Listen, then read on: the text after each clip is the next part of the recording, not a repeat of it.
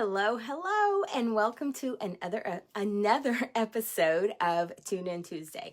Not enough coffee from me today. I'm Tammy Silvers of Tamarini's, and on this episode of Tune In Tuesday, we're going to be talking about guided improv. Now, it's not a trunk show today. I am going to show you some quilts just so you understand some of the many possibilities of guided improv. Hi, Jan. Thanks for tuning in. So I'm going to show you a few quilts to give you a general idea of some of the possibilities of what you can do with guided improv. Then I'm going to give you, hey, Sue, a step-by-step of how guided improv works. So if you've been seeing it, maybe you've seen some of my posts about, a new guided improv pattern, and you're like, but what the heck is that? Do I really want to tackle that? I'm going to say you probably do. It's super, super fun. I absolutely love it. Now, of course, I have quilts hanging behind me that use the guided improv technique. So let's take a look at a few of these before we jump into how you actually do guided improv. So the large quilt hanging up behind me, that's my biggest guided improv right now. But I shouldn't say that. I got a secret behind it, and I'm going to show you in just a minute. But this is one of my larger guided improv patterns, to the point. And it uses, as you can see, long diamonds. Those diamonds are 40 inches long. Yeah. But I did those with guided improv. So you can see those lovely sharp points. I did that with guided improv, which means no paper piecing, no templates, no special rulers. Yeah, easy peasy. So this is to the point, which uses, you're going to make 20 diamonds, and then you're going to kind of weave them in and out underneath each other. Let me step to one side so you can see. See how they kind of go over and under each other? Super fun, right? Okay, so I have some smaller ones, and I pulled out just a couple. Again, not a trunk show. We'll do a full guided improv trunk show later on in the year. But this is just to give you a little bit of a taste. Okay, so here is another one of my guided improv patterns, pointed comments. So it's small. You can see this is a table runner or a wall hanging, but it uses that same technique. You're going to make those diamonds. They're going to weave under and over each other. And I color blocked this one. So I'm going to be doing this as a separate pattern. For those of you that don't like to have to modify your own patterns, I'm going to write one that shows you how to color block it. Super fun. But, so what do you mean? Well, here is pointed comments, not color blocked. And I'm holding it sideways so you can see the bulk of the project. But again, you can see those fun diamonds. See those super sharp points? Guided improv. I know, it's tempting, right? Now, diamonds. I'll show you one more diamond quilt, and then we'll move on to a couple of other shapes. I have more in the works. Hi, Joanne. All right, so this is, and I'm holding it sideways, and you're not going to see the whole thing. Go to the website, see the full picture. You'll appreciate it much more. This is sound waves. This, again, uses 40-inch long diamonds. So, see, I know you can't see the whole thing. I'll turn it kind of, but you can see how those diamonds go up and down. But again, those points, those lovely sharp points, that's what guided improv is going to do for you. Now, I've shown you a bunch of diamonds.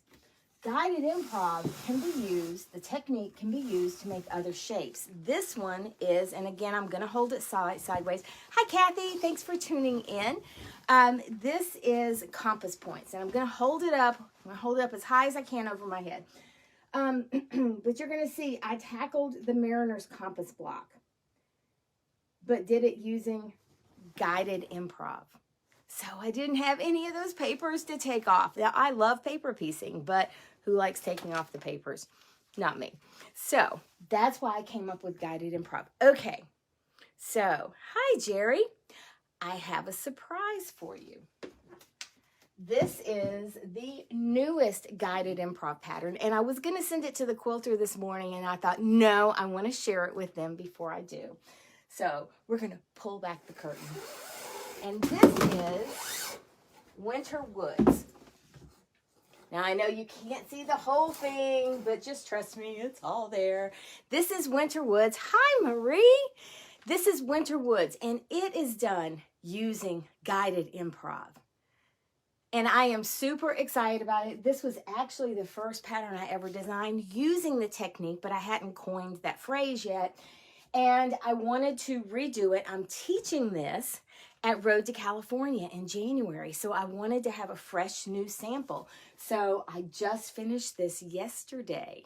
So I am super excited about it. All right. So this, again, piecing is done using guided improv.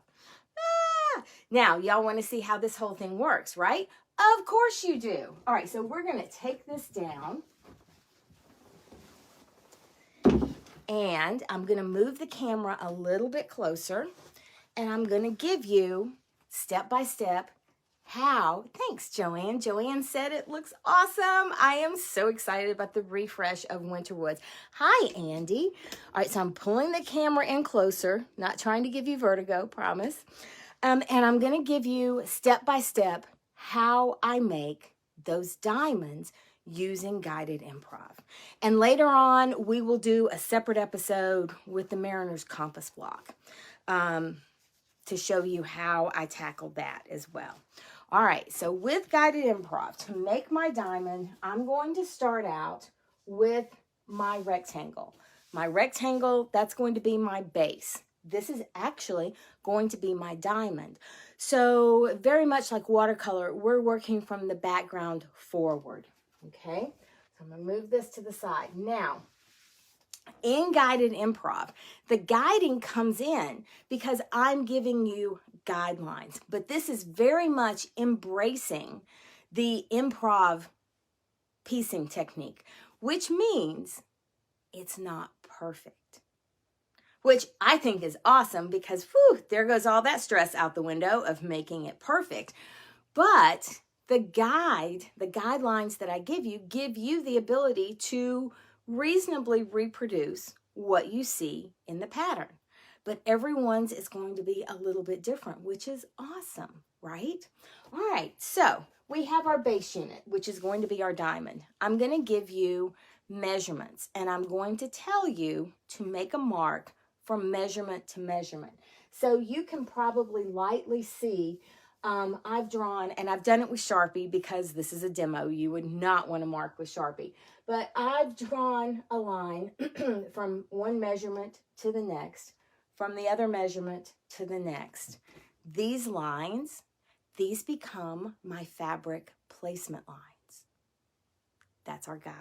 All right, so what does this look like? I'm going to show you. All right, so then I am going to take my background fabric. So this print right here is my background fabric. The cream is my diamond. I'm going to take my background fabric, and I've given you the size of the pieces. And I'm going to lay the raw edge of that background piece on that drawn line. The drawn line, I give you the measurements. You're going to make a mark from measurement to measurement. Those marks, those lines become your fabric placement lines. So you lay the raw edge of your fabric on that drawn line. We're working right sides together, just like we always do. And we're going to sew with a 1/4 inch seam. So again, nothing really weird here, just a different approach to how do we piece it. All right, so we're going to sew, and then we're going to press away from the center. Now, we have that other line we've already drawn. So you know what we're going to do. We are going to place the raw edge of our fabric on that drawn line. We're going to sew with a 1/4 inch seam, and we're going to press away.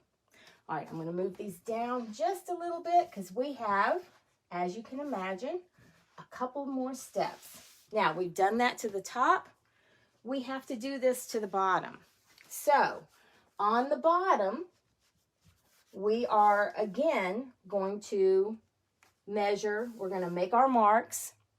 We're going to place the raw edge of our background fabric on that drawn line. We're going to sew. We're going to press.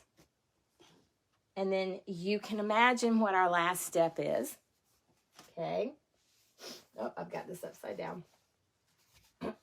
Last step, we're repeating the process.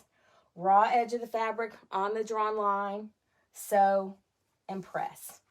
Now, I'm going to be honest with you. I teach this a lot at workshops. So if your guild wants this as a workshop, it is an awesome workshop.